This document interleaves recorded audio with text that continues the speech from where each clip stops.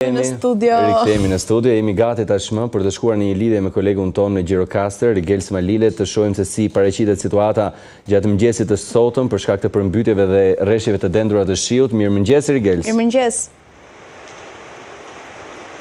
Mirëmëngjes. Në fakt, Gjirokastra sot është gdhirë në pushtetin e ujit, edhe pse një qytet malor dhe me relievin le të themi shumë të thepisur, sërish ka krijuar problematika të ndjeshme situata e motit, ku ka patur bllokime rrugësh, ka patur mungesë energjisë elektrike, por edhe problematika në institucionet arsimore, në disa prej tyre.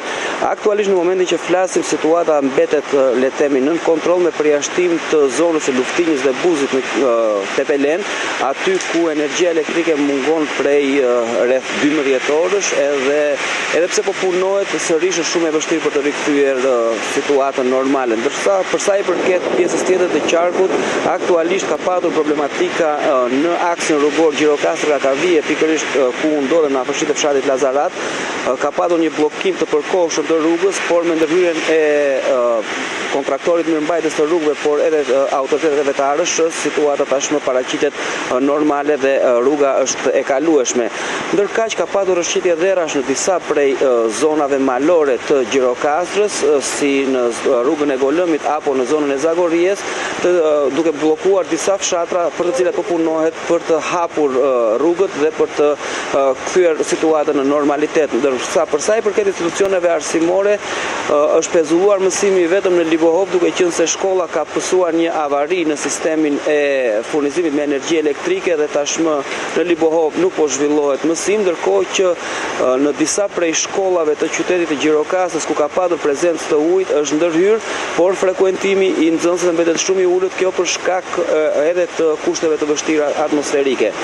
Aktualisht situata paraqitet le të themi jo brenda parametrave edhe në shtratin e Lumit Vjosa, aty ku niveli i ujit po rritet me shpejtësi, çka rrezikon jo vetëm Gjirokastrën, por rrezikon edhe të çojë më tepër prurje në Grykderdhen e Vjosës dhe mund të kemi pastaj problematika që do të shënohen në qarkun e Vlorës, por kjo mbetet ende për tu parë. Gjithsesi në Gjirokastër në momentin që flasim, situata mbetet nën monitorim të vazhdueshëm, ka problematika, por ende nuk mund të themi që kemi bllokime rrugësh apo probleme të tjera më të mëdha. Kemi pasur incidente ose dëme në njerëz Rigels?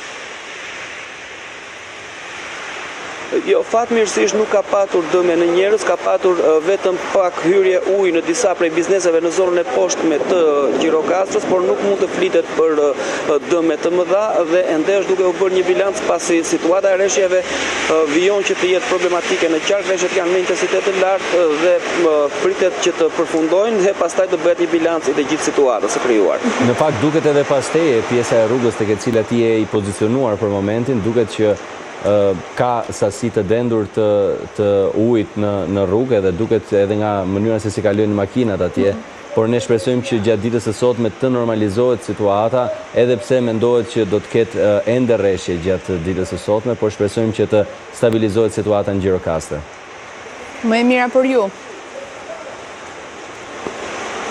Kjo është më e mira në fakt për të gjithë, sepse problematikat në Gjirokastër kanë qenë në vijim. Vitet e fundit ka patur gjithmonë problematika për sa i përket rreshjeve, kjo për shkak të amortizimit të kanaleve kulluese, sidomos të pjesën e poshtme të qytetit, por edhe ndërtimet pa kriter në pjesën e sipërme të tij kanë bërë që uji të vërshojë në rrugë dhe pastaj të grumbullohet në pikën fundore të Gjirokastrës, duke krijuar problematika të tilla.